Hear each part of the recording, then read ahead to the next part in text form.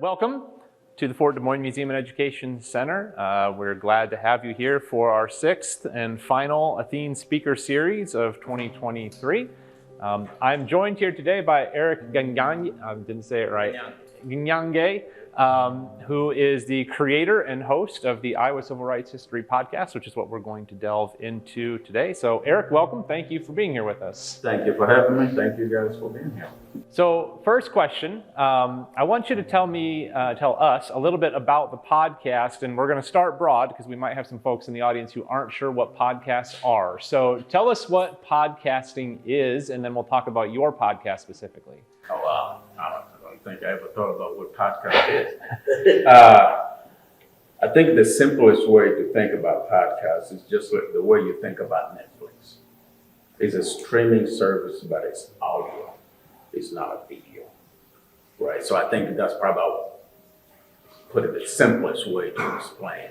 But also another thing, the difference between the podcast, maybe podcast streaming and Netflix streaming, you pay for the Netflix, and most of the podcasts are free. So I think that's probably the simplest way to explain what podcast is. I think the second part of your question, what is the Iowa Civil Rights History Podcast?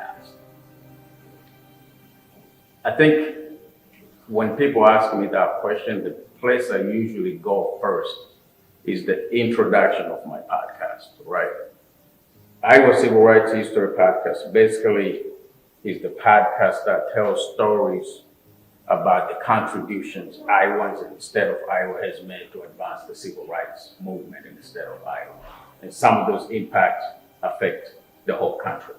That's the simplest way I can tell you what the podcast is about. So we tell stories from the past, we highlight something going on in the present, and we try to think what the future would look like in the state and in the nation. So we have stories from Edna Griffin, Alexandar Clark.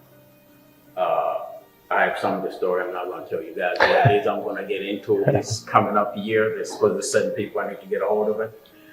So that's what the podcast is about. And what inspired you to start the Iowa Civil Rights Podcast? Oh boy, I think the first thing that hit me is when I came across this story of Alexandar Clark. I think I came across the case of Clark versus Board of Directors, the 1867 case. That's kind of opened up the whole door of what was going on in Iowa. So then I came across Alexandar Clark, started asking people who were born and raised in Iowa, do you know who Alexandar Clark is? And basically about 8 out of 10 people did not know who Alexandar Clark was.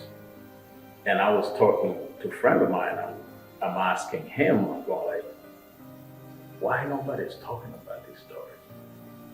And he pointed the finger back at me, why don't you talk about it? That's how the whole thing started. So Alexandar Clark was the inspiration for me. And he's one of those guys like larger than life. Yeah. And he was, we'll get into the story of Alexandar Clark here in a minute, but his story was actually what hooked me on your podcast, because you were going to do a story on the Fort Des Moines Museum. And so I was like, well, I need to listen to a couple of these podcasts. Yeah.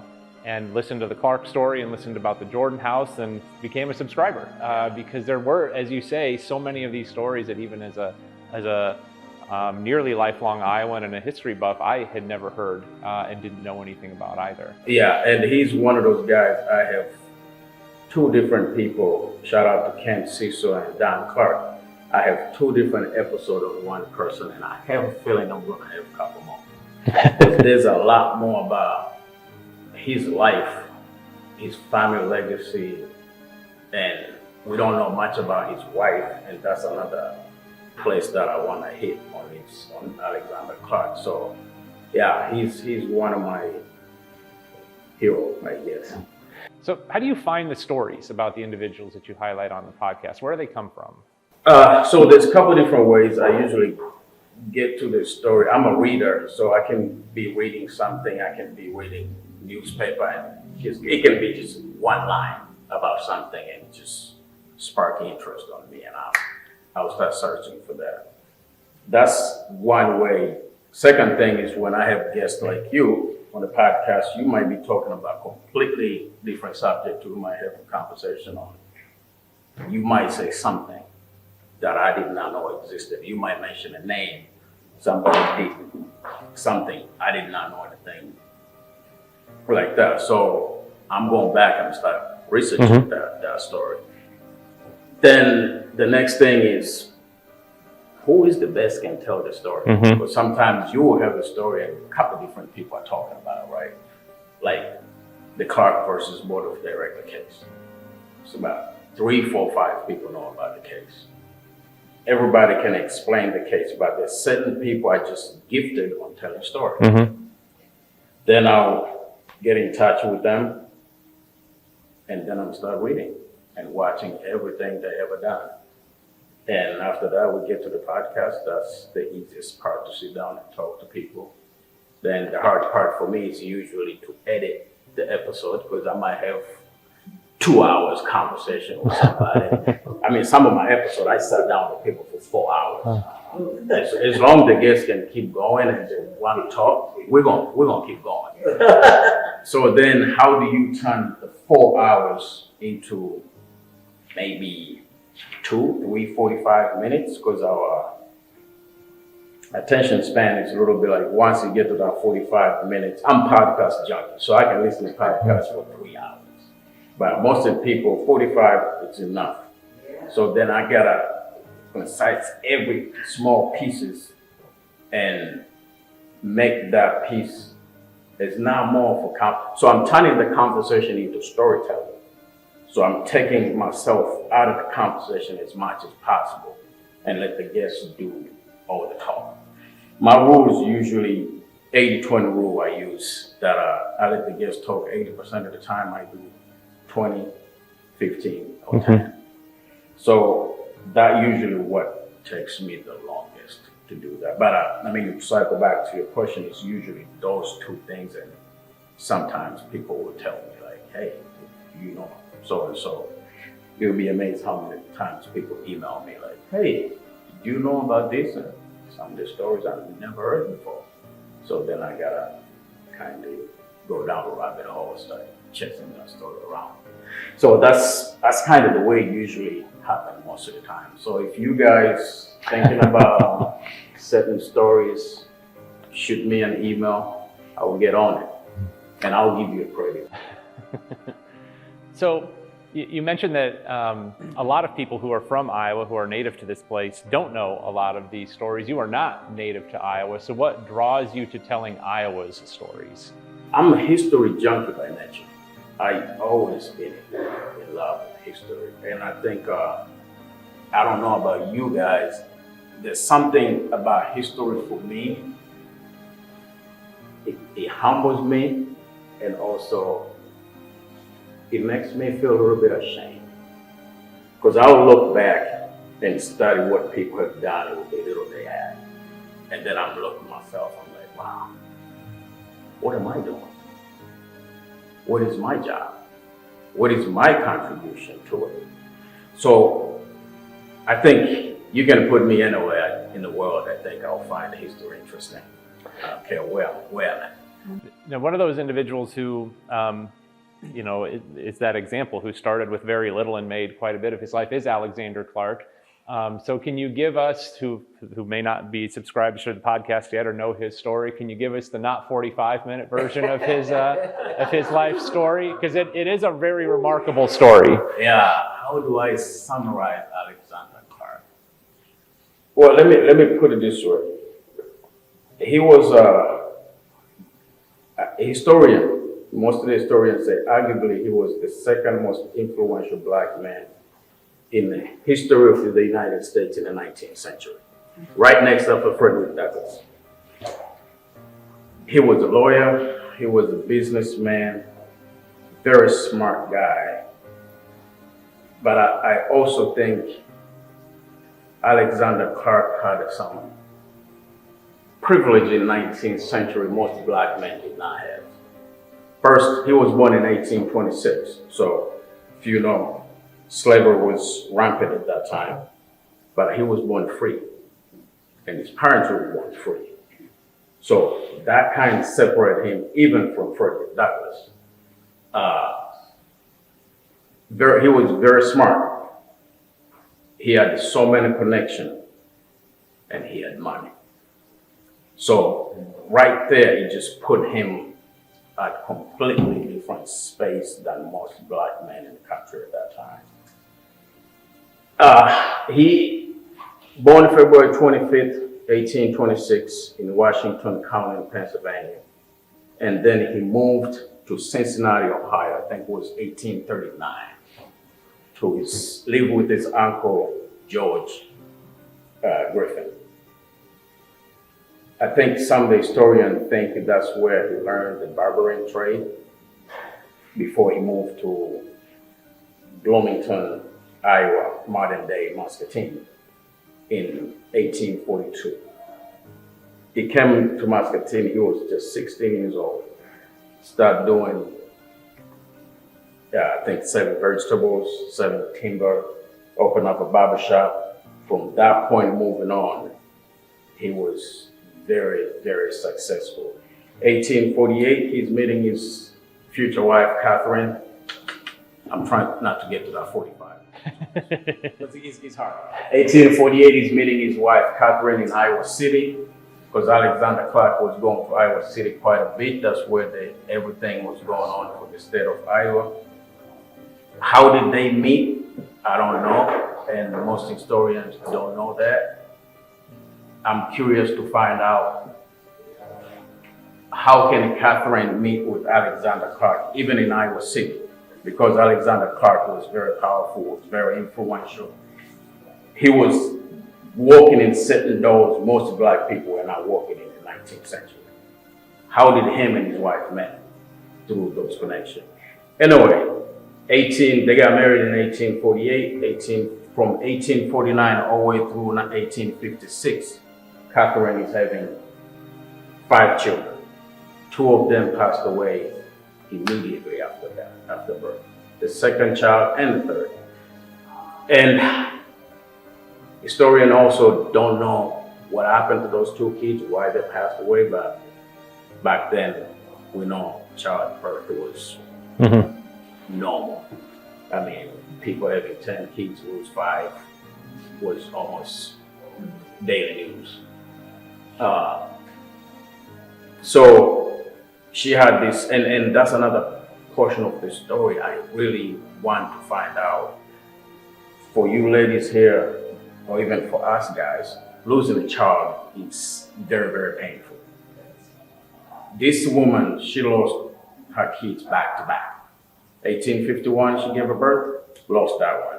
1852, she gave another one, she lost that one.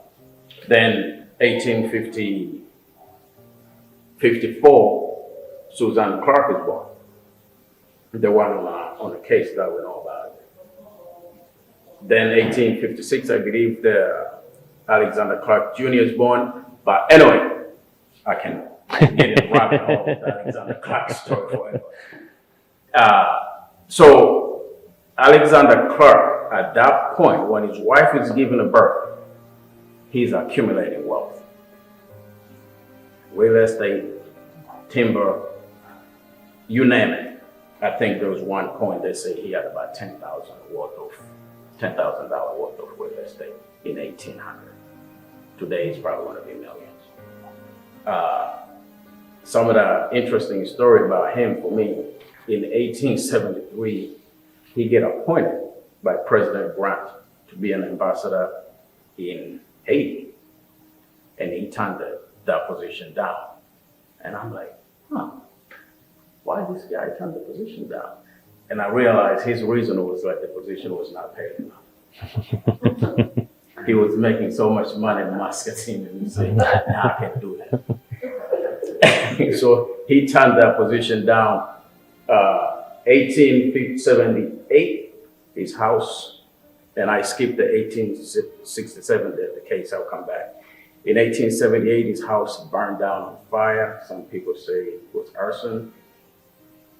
It's not real known because at that time he was a very, very powerful, very known guy. There's love and hate in the city of Muscatine, so it's not well known what happened. his wife died shortly after that, and they think it's probably caused that fire. She inhaled a lot of smoke. 1890, Alexandar Clark is appointed again to be an ambassador in West Africa and Liberia.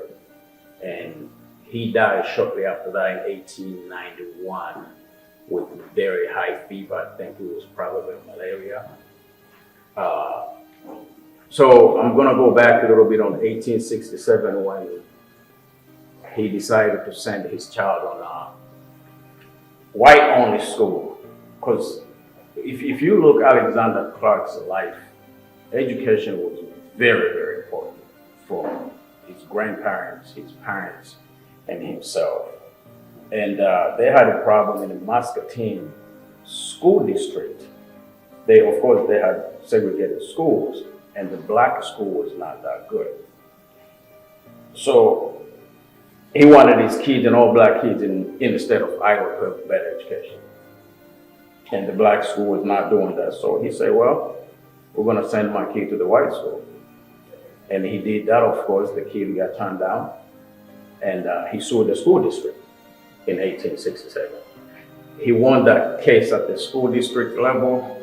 The school district took the case to the Iowa Supreme Court. They lost it again. Then we have the 1868 decision to desegregate all Iowa schools. That decision became one of the first decisions in the United States after Civil War. You want me to keep going? No, well, and this is what's remarkable. Like I knew none of that until I listened to Erick's podcast. I didn't know any of those stories. I didn't know anything about Alexandar Clark. I didn't know any of that history, and that's just scratching the surface of the different things that he did. He aided the recruiting effort for black soldiers to join the Union Army. I mean, we could go on and on. Oh, yeah. I mean, well, he was also, didn't he get the first, he was the first black to learn a law degree? His son was the second one. That was his Yeah. son. So his son, Alexandar Clark Jr., was the first black man to ever graduate from law school in Iowa. And he became the second one. I think his son did in 1879. Alexandar Clark did in 1884. I think he was competitor. I could be wrong with that. I think he was competitor, but he was a very, very smart man. And I like what Kent said. He was master of timing. Because my first question, when Susan Clark was sent to that school, Alexandar Clark had his first daughter, Rebecca. She's 18 at that time. So my question was why he did not send her. And so I was talking to Kent about that. And Kent was like, because Alexandar Clark knew if he would send Rebecca prior to 1867, he would never win the case. So he knew at that time in 1867, he accumulated more wealth, he accumulated more power, he accumulated more influence, and even the neighborhood he was living in. Across the street from him, there was Iowa Supreme Court judges. So he was living in this high influence neighborhood, and it can influence a lot of people. And remember, if you are cutting hair, you have a lot of people sitting on that chair. And at those days, people were not cutting their own hair. He lived in this affluent neighborhood, a lot of influential people coming there. He get all this connection. By 1867, he said, I got this in the bag. I got this. So the rest is history. Yeah, you know we can talk about it. Yeah. So, Was this Ruby? No, Susan. Susan? Yeah. But she wasn't his first child? No, Susan was not the first child. Susan was, in order, Susan was the third, but she was the second surviving child. Yeah. Yep. So they had 5 kids, but 2 of them passed away in this infant. Okay. Yeah.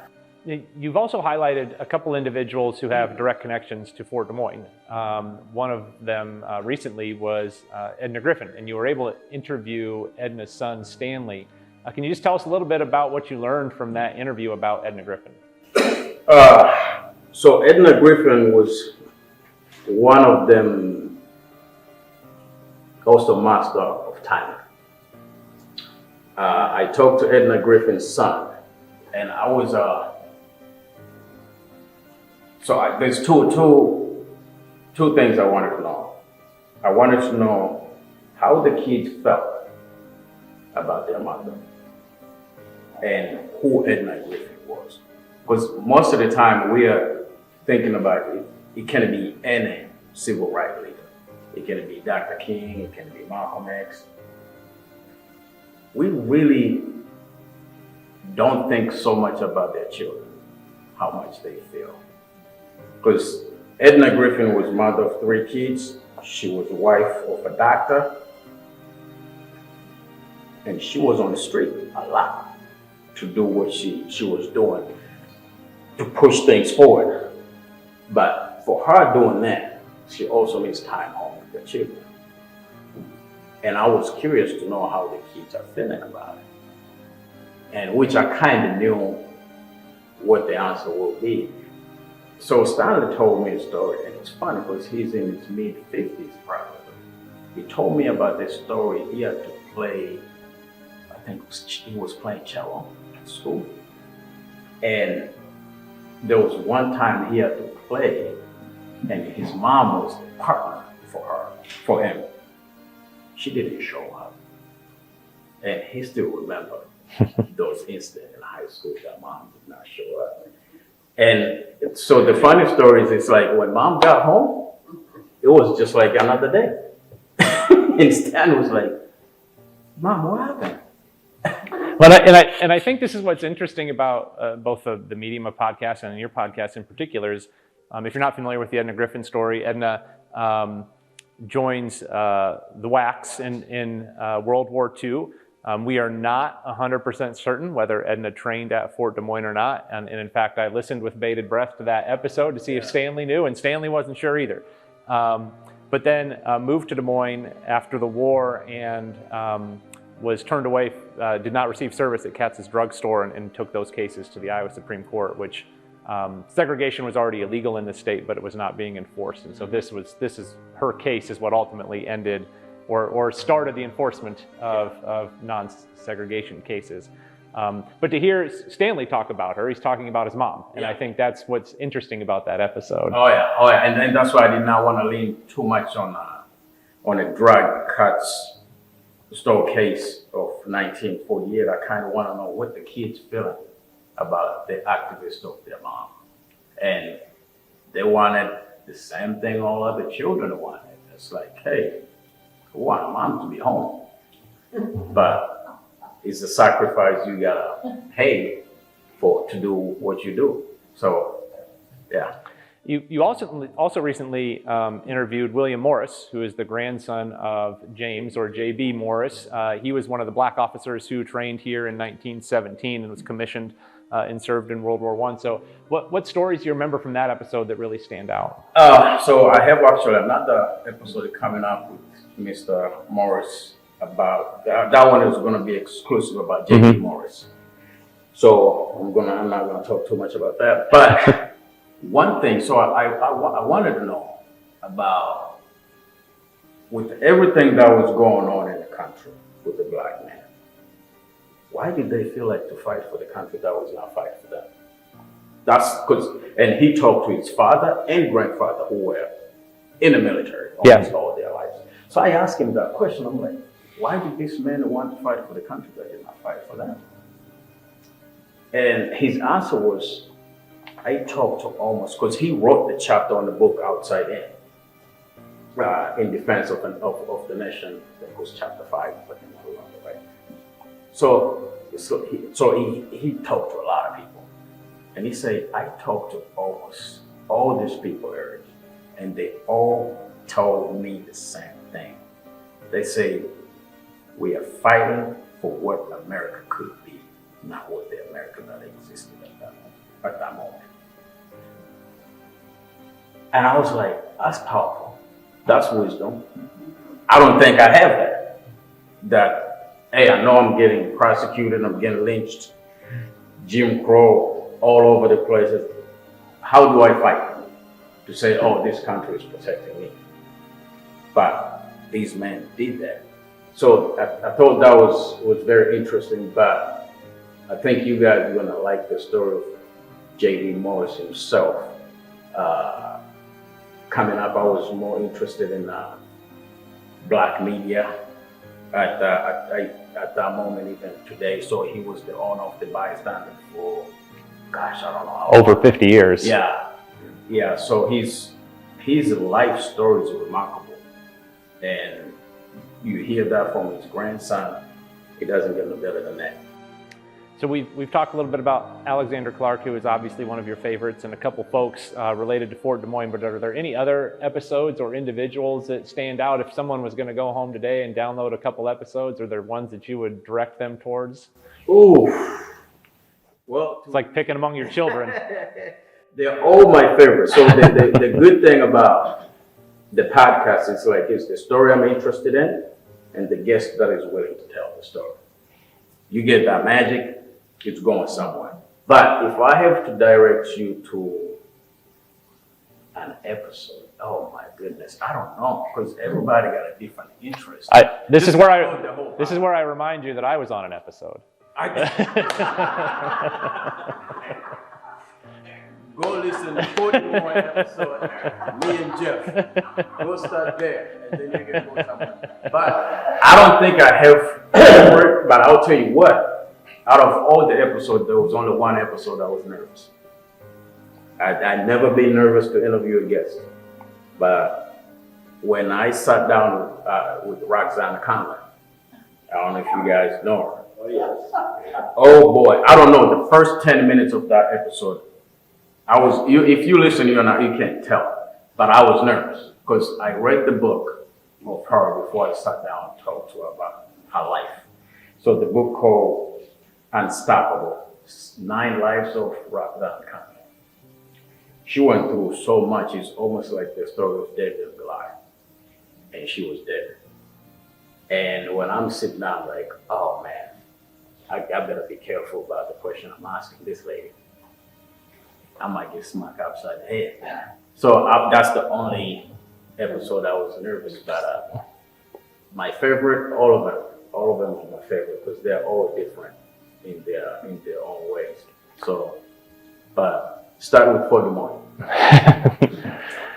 So, without giving too much away about future episodes, what are you looking forward to with where are you taking your podcast in 2024? So I still got a couple episodes to release for 2024, but and this might be, I don't know, maybe 2024 or somewhere in the mid 2025. But I have this idea in mind I've been playing around with. You know, sometimes small action from ordinary people can change the course of history. And I want to find those people and kind of highlight their stories, right? So I'm thinking about Ralph Montgomery case, 1839. Ralph is getting kidnapped because he did not pay the money back to his master. His master sent out slave catchers. They catch him, they're about to take him back to Missouri. There's a guy named, I think, is Alexander Bystander. So what's going on? And he said, whoa, something's off here. And he contacted the judge, and they stopped Ralph from going to Missouri, because if he would go back to Missouri, he would go back to be a slave. And he was in Iowa for about 5 years. He was a free man. The case went to court, went to the Iowa Supreme Court. 1839, Iowa is not even a state yet. Went to the Iowa Supreme Court. The Chief Justice, Charles Mason, is heading the case. And he told the slave owner, listen, the fact you allowed Ralph to come to Iowa when you knew Iowa was free territory, he did not run away. He's a free man. You cannot come back here and try to force him back to the slavery. That changed everything for Ralph. That one person saw what was going on and they act immediately, it changed the life for Ralph. You look, 1854, Dred Scott, almost the same thing, but the court ruled the other way around. So those are the people I want to start picking up from the story, because most of the time we think, I'm so insignificant, I cannot make no difference. That one thing you have in your heart, you feel like you want to do, but something stopping you from doing it, a fear, or it could be, I'll probably look foolish. It could be all that. That one thing you got to do, you the only one who can do it. And the fact that you are not doing it is not going to get done. So those people that I say, they just did something very small, but it changed things around. Those are the people I kind of want to start kind of deep into it. Start highlighting their stories. Well, and I think that's really the message that I take as a listener from your podcast is there's nothing inherently remarkable about any of these individuals except the choices that they make and the decisions that they make and the actions that they take. It's not like they were born into a position of like, well, this person is obviously going to be amazing. They did things, they made choices, and those are that's the message I get as a listener when I... Absolutely. It's like Alexandar Clark didn't have to do nothing. He could just collect the wealth and enjoy his life. He did not have to risk anything. But it's that decision he made, like, hey, I'm going to do something with what I got. And the rest is history. So, yeah, absolutely. It's just like the little decision you make, you don't think is significant, you're going to affect somebody. I've got one more question, but I want to open it up to the folks who are joining us here today. Any questions that you would like to ask Erick about his podcast or any of the individuals that he has featured on the podcast? Anything that you would like to ask? I'm not going to remember. Oh, go ahead, James. Have you come across any information on Judge Blanton, Luther Blanton? He's on the work. So I interviewed the Honorable Judge Ramonda Belcher. And I think she digged some story and then she knew her possibly. Yeah. So, yeah, me and her, we're going to work something out to have that story told. Yeah, so there's that one, and then I want to tell the story of Gertrude Rush. Yeah, so I'm working on those two. Thank you, though. Yeah, go ahead, Jack. I have a couple of names to kind of throw at you. Elaine Estes, who been a leader in our community, former head of the Des Moines Library. Okay. Historian, wonderful lady. She lives on 9th Street across from Corinthian Baptist Church. But some of the older ones, like T. Fred Henry, was a resident in what we now call Sherman Hill. He was a big band leader back in the 1920s in Iowa, Des Moines. Apparently very popular. But some of the current leaders I think of and Jonathan Narcissi is passed, but he owned the Bystander after Morris's. But Alfredo Parrish. Okay, yep, I heard. Very significant in this community. Yeah. There's others. And for the life of me, I can't remember his name, but he is a Tuskegee Airman. But how I knew him, and I can't remember his name, I'm so embarrassed. He was the second in command of the Des Moines public school system. And that's how I knew him. Okay. And afterwards, I'll point it out to Okay, yeah. See, this is how I get all the stories. Yeah. Well, yes, Bowman is his name. That's him. Yes. And this is another thing that I appreciate about the podcast is that we go back into the 19th century, but we're also talking about individuals who are doing work contemporarily. So, other questions from folks in the audience. What do you do, like, when you're not doing the podcast? I'm Dana James, too. Founder of Black I got to talk to you too. You were on my list. I'm an accountant. So I'm an accountant by trade. Yep. So that's what I do. Podcast is something I just do for fun. Yeah. Yeah. Any other questions? I was going to say, too, I would imagine that some of the stories and content, there'd be quite a bit actually in the Des Moines Bystander paper itself. Mm-hmm. I think so. And I had a conversation with, and this is something I did not even know. I had a conversation with Dr. David Brodnatz, and he's expert on Black history, Iowa Black history in 19th century. And we talk about bystander a little bit, and he say, because that was the life of Black folks back then. everything they were waiting for bystander. And it could be as small thing as a kid graduation, black kid graduation that will never be on a white newspaper. And bystander, which one of those is like somebody, important black figures coming in Iowa. Bystander will highlight that. So yeah, there's a lot of names in there. I haven't even got a chance to dig it out. Yeah.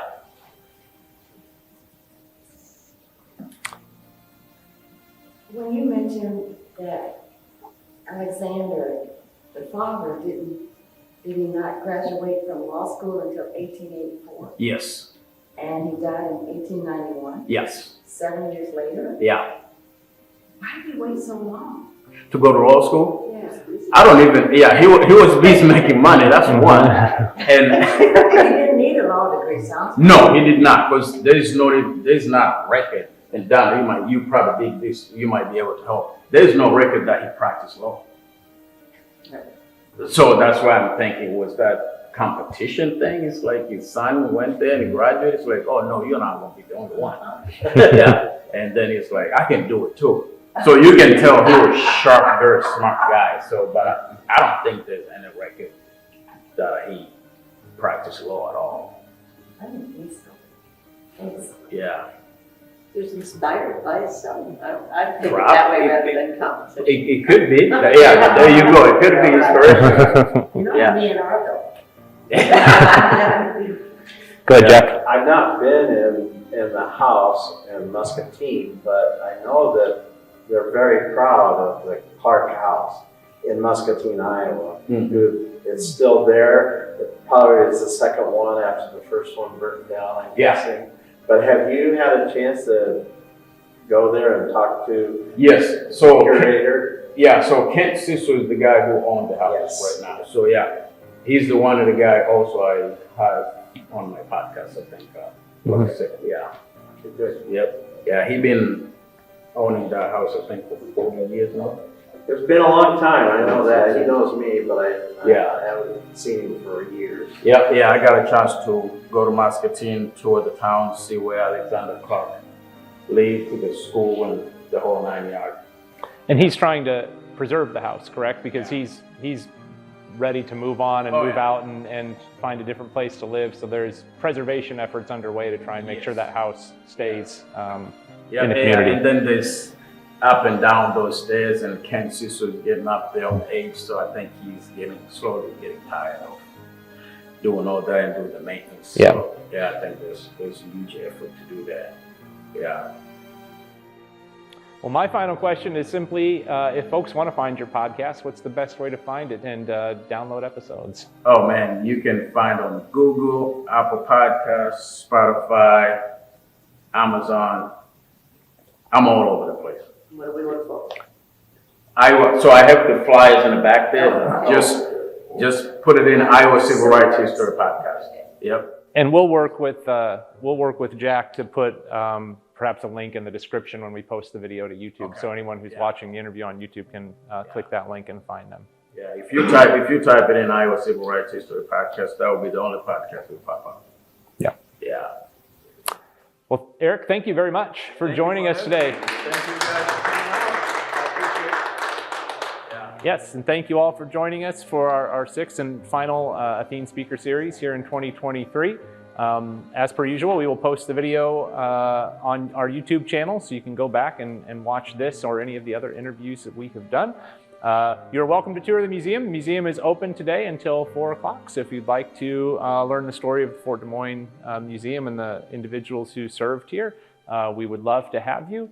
And any other questions or any other queries about the museum, you are welcome to ask us. We've got several board members here who are happy to help, and want to thank you all very much for joining us today.